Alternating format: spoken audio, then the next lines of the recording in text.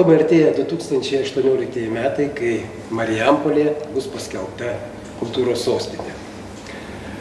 Norisi paklausti istoriko, visuomenės veikėjo, ar mes pakankamai įvertiname, ar pakankamai didžiuojamės tuo, kad mūsų kraštas yra laikomas kultūros, švietimo lopšiu. Na, vien tuos 32 turbūt pavardės ant Rygiškių Jono gimnazijos sienos turbūt kalba apie tai, kad Marijampolė, reikėtų didžiuotis tokiais dalykais. O gal mes pakankamai įvertiname?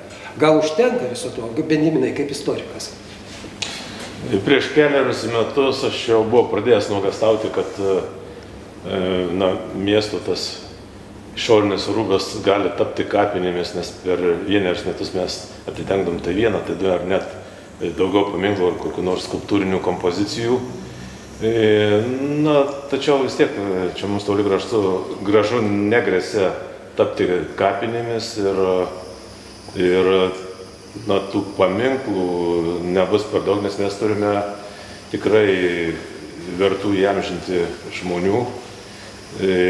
Galbūt iki šio laiko akcentai buvo dėliojami kažkada tai apleistiems laikams, tai labai daug paminklų ir atitikmenų iškilo tam pokario laikotarpiui, net ir specialios komisijos sukurta šitam laikotarpiui įamžinti, bet kai kurios rūšies paminklų, tai aš tikrai pasigesčiau, aš galbūt kalbu ne apie konkrečias asmenybės, matau tokių bendrybių, kur galima vienu paminklu ar kompoziciją apjungti tam tikrą grupę žmonių ar kažkokią tai giminę ar nuopelnus srities žmonės, tai toli gražu nesakau, kad reikia vienam ar kitam enciklopediniam žmogui būtinai statyti mieste paminklą, bet artėjant dideliems jubiliejams galima surasti ir vieną kitą asmenybę, kuriems reikia mieste tikrai paminklo. Kaip ir pavyzdį galėčiau pateikti, kad ir vienintelį šio krašto kilusį prezidentą Kazį Grinių, jo labiau, kad mes šiemet turime jubiliejinius metus. Sakykime,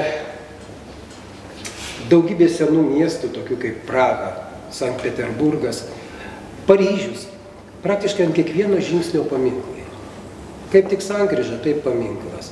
Kaip tik skverelis, taip paminklas. Ir tai iš tikrųjų netrukdo. Ar, Kęstuti, girdėjau, buvo kilusi kalba, čia tarp žmonių sklandė tokios kalbos, kažkokia alėja nusipelnusių didžių žmonių Marijampolės. Aš nežinau, galbūt tai nėra protinga, o gal ir ne, o kodėl nėra? Iš tiesų, tos kalbos yra, ypač jos stiprėja, manau, kad artėjant 18 metams, kai Marijampolė bus kultūros sostinė, ir iš tiesų alėja tai bus, ar bus kažkokia kita forma pateikta, bet kaip ir minėjau, tuos 32 žmonės, galbūt surasim dar ir daugiau, ar kažkokias tai detalės išskirsim, kuriuos svarbiausius, ar kažkaip tai mes juos pažymėsim, bet toks dalykas tikrai turi atsirasti. Tačiau kalbam ir iš kitos pusės, kad nebūtų, kaip kolega sako, nebūtų paminklų miestas kažkoks tai, bet kokiu atveju turim orientuotis, turim tikrai gražų parką, turime ir tų skverų, ir tų erdvių, kur galėtume kažką sugalvoti ir interaktyvaus. Artėjant tai progai tikrai finansavimas bus ir iš kultūros ministerijos, ten numatytos lėšos ir tikrai nemažos. Ir galim kaip pavyzdį pažiūrėti, kaip Druskininkuose, kai yra grojantys fontanai, kiek pritraukia žmonių. Interaktyvūs, taip. Tai galbūt mums kopijuoti kitų miestų nereikia, bet mes galime sugalvoti ir turim suolelį ar ne prie kultūros centro, kuris laikinai yra padėtas. Galbūt mūsų parke tokių interaktyvių suolelių, ant kurio prisėdus, būtent jeigu tai yra muzikantas arba kažkoks poetas arba dar kažkoks žmogus, galbūt kažkoks jo iškarpa iš jo kūrinio ar jo kažkoks tai įsimintinas kūrinys, kuris žmonės trauktų, kuris galėtų atlikti tokią ir kaip paminklinę, kaip jo į kažkokią tai skulptūrinę ar ne reikšmę ir plus interaktyvus to žmogaus dar toks pagerbimas ir žmogaus pritraukimas, kad jis ateitų, pasiklausytų ar ne, išgirstų, pamatytų kažką galbūt ir va taip mes galėtume juos išnaudoti, ar ne? Nu dabar apie, gal taip šiuolaikiškai skamba, apie miesto tą prekinį ženklą, prekinį veidą. Aš neatsistebiu vienu dalyku, kad Marijampolėje nėra nieko, kas primintų pasaulinio lygio fotografą Izzy. Tai yra Bidermaną. Tai yra žmogus, kuris, aišku, jis paauglystėje iš Marijampolės išvažiavo, bet vis viena, jis gimė Marijampolėje, augo Marijampolėje. Benjaminai, pavyzdžiui, ar nepasigendi to, kad nėra nieko, kas jį primintų?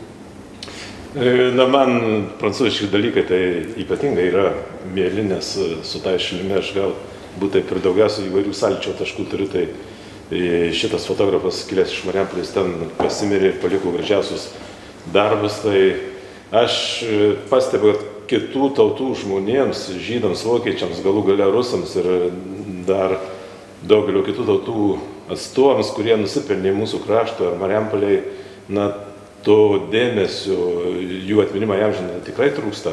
Mes pirmiausia tuos savosius lietuvius žiūrim gerai, gražu, patriotišką, bet galime žvelgti ir plačiau. Aš čia matau kitą bėdą, ar vienokio ar kitokio mes paminklo norėtume, tačiau nėra mieste strategijos, politikos, kur statyti tokius paminklus. Tai aš čia metu akmenį į architektų darželį.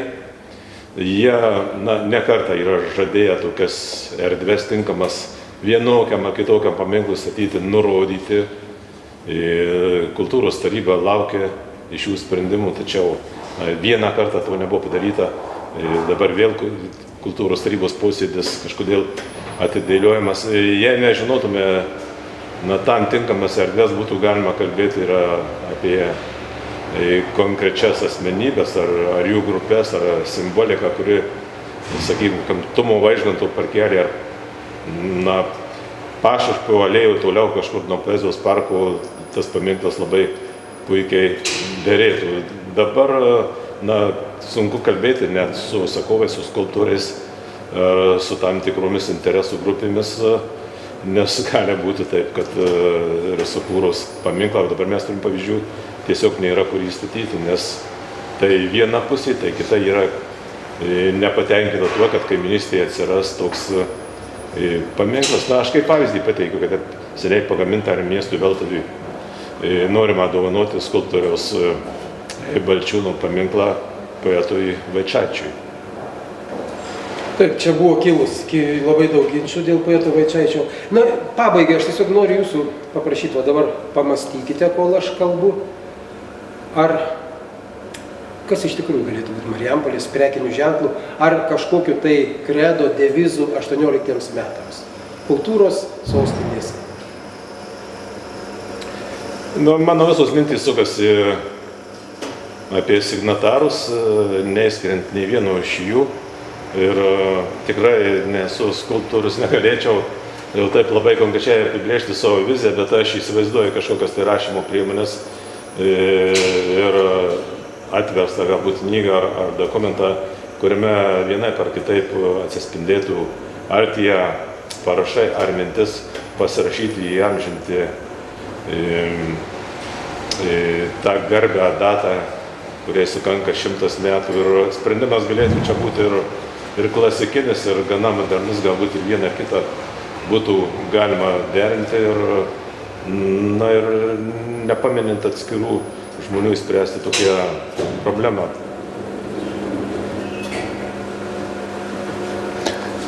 O Kęstuti, labai trumpai.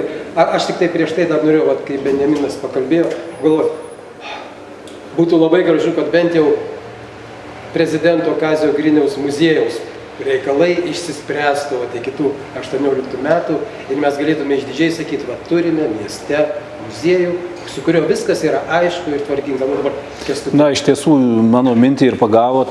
Manau, kad tai yra vienas iškiliausių žmonių, aišku, nenuvertinant ir kitų, ir tų 32 tam sąraše, apie kurį kalbėjom, bet manau, kad pats daugiausiai galbūt neįvertintas mūsų pačių, tai yra prezidentas Kazys Grinius, nes šiandien dienai apie jį kalbant, jeigu ypač jauni marijampoliečiai išgirsta ir jie, kad Kazys Grinius čia iš Marijampolės, čia jis kažkaip tai jiems dažnai būna nuostaba ir kartais būna netgi pirmą kartą sužino, ar nekalbant tai, nes į Kauną važiuoja daugelis dabar Via Baltica, nevažiuoja senuoju keliu, kur yra Kazio Griniaus paminklas ir taip kažkaip tas turbūt ar per istorijos pamokas, ar pas mus mokyklose galbūt praslysta ir tam jaunimui iš tiesų reikėtų, kad jie žinotų, manau, ir tai yra žmogus, neeilinis žmogus, mūsų krašto žmogus ir manau, nuo jo galėtume ir pradėti.